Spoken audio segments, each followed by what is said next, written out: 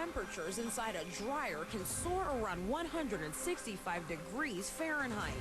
And tonight, two small children, just 8 and 10 years old, escape what could have been life-threatening injuries, allegedly placed in a dryer by their own mother and her boyfriend. 29-year-old Nicole Eberhardt and 26-year-old Stephen Ray facing felony charges of child abuse and neglect. Put their two children in the dryer, turned it on. To Rance Burger, reporter with News Talk 1150 KRMS.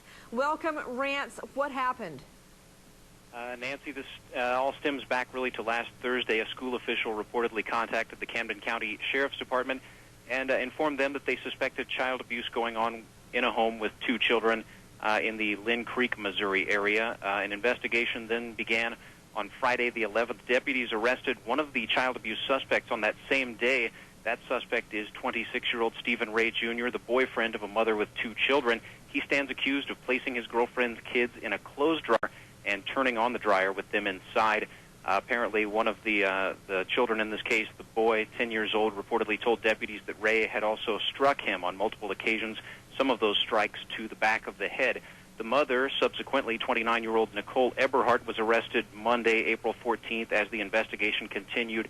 And much like her boyfriend, Stephen Ray, she faces 2 felony charges of child abuse stemming from, again, placing the children in a dryer and turning on the dryer with them inside. Both of the children were injured as a result of being inside the dryer. The boy, 10 years old, suffering from bruises, both from the dryer and from the striking incident. The girl, 8 years old, told investigators that she had suffered some neck pain as a result of that incident. According to the probable cause statement, there's also a bizarre piece of information that investigators have uncovered. The 2 children told investigators that Stephen Ray made his girlfriend, 29-year-old Nicole Eberhardt, and the 2 kids strip down to their underwear and stand outside the house. It's unclear for the duration of time on that, but certainly a bizarre detail of this investigation. Both Eberhardt and Ray reportedly told investigators that the incidents being reported as abuse were just fun. They were playing with the children, and they have since both been arraigned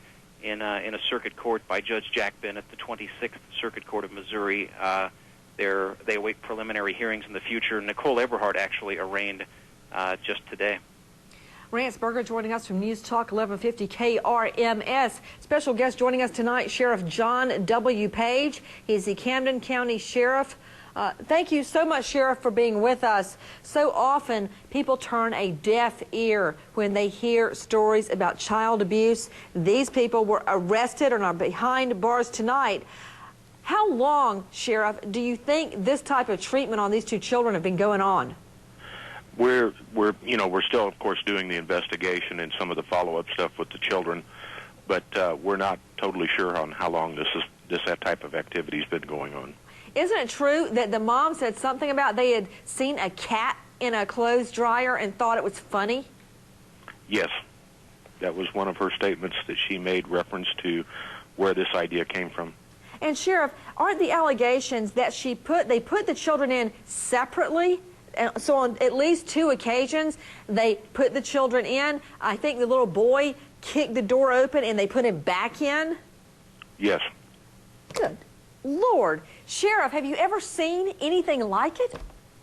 No, I have not. I mean, this is pretty bizarre as far as a form of punishment, or any of that. I mean, and it's just, I think, one of several things that we'll find out has been the case. Now, she works as a machinist. What about him? Does he have a job? He's listed as a laborer, unemployed at this point. Was there pot in the home? Yes. Mm-hmm. Out to Dr. Jake Deutsch, Doctor of Emergency Medicine. What type, how high do temperatures get in a family clothes dryer? Yeah, it looks like this was an industrial dryer, Nancy. So temperature is 160 degrees. So what comes to mind is burns. And it's never easy to see child abuse, but this is an extraordinary circumstance. Burns, asphyxiation are type of injuries that I would potentially see. And even trauma, head trauma, like a shaken baby syndrome, broken bones. You never can prepare yourself for a child abuse case, but this really sets the standards to an ultimate new low. Dare I ask it? Mike Brooks, weigh in. Nancy, 30 seconds in a dryer. 30 seconds, time out. It's a long time. And this 10-year-old boy kicking the door open, getting slapped in the back of the head and thrown back in the dryer. You know, there's so many people out there that want kids, know how to treat kids. This mother, she should never see these kids ever again. And again, another thing, apparently this wasn't this guy's first rodeo, Nancy. This guy was on probation when this happened. And he's locked up apparently on 2 probation warrants right now. Mike Brooks, thank you for bringing that up, and I would love to find out who let him slip through the cracks. You know, it was also brought up, Patricia Saunders, very quickly, that someone at school reported bruising. There is no telling how long this has been going on, and isn't it true that school teachers in many jurisdictions, it's the law that they report suspected child abuse? That's absolutely right, Nancy. They're mandated reporters, and the school teachers are usually the first line of defense for children like this. Okay, let's hear second verse, same as the first. Renee Rockwell, Randy Zellen. Give me your best shot, Renee, and try to stick to the law this time. Nancy, what happens in this case is whoever I would represent is going to do a deal and testify against the other party. That's all you can do. Okay, for once I can say, now you're talking. What about it, Zellen? What if you're the unlucky lawyer left with the one who doesn't turn over on the other? It's very simple. You go to the prosecutor and say, hey, listen, do we really need to subject these kids to cross-examination and going through the horrors what could be worse, of Randy? a trial? Maybe being locked in a clothes dryer. But that is where you get to a deal to spare the kids. It happens all the time.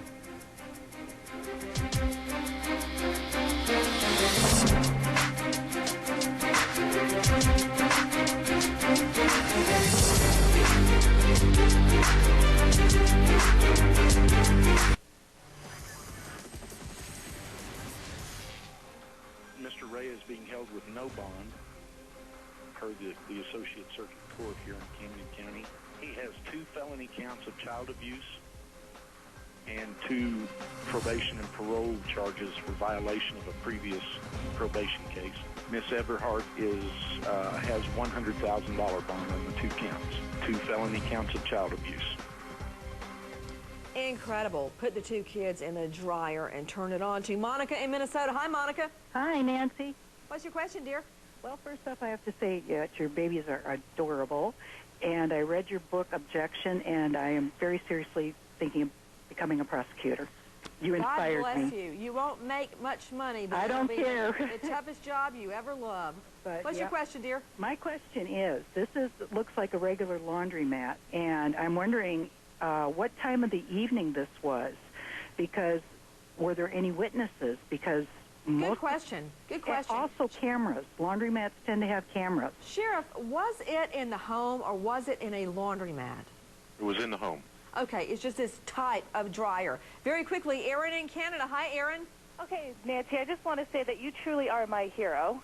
And second of all, God bless I you. just want to say, what in the heck, as angry as children can make you, what in the world is going through those 2 people's minds?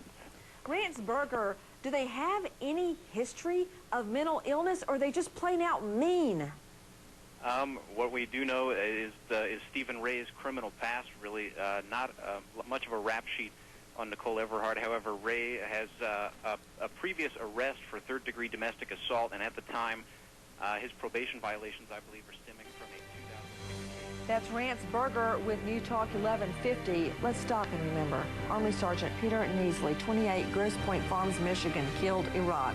On a second tour, loved family, visiting elementary school children back home, taking care of stray animals. His family fulfilling his dream of bringing his pets home to Michigan. Leaves behind grieving parents Robert and Christine, sister Carrie, Aunt Julie. Peter Neasley, American hero. Thanks to all of our guests, but especially to you for being with us. I'll see you tomorrow night, 8 o'clock sharp Eastern. And until then, good night, friend.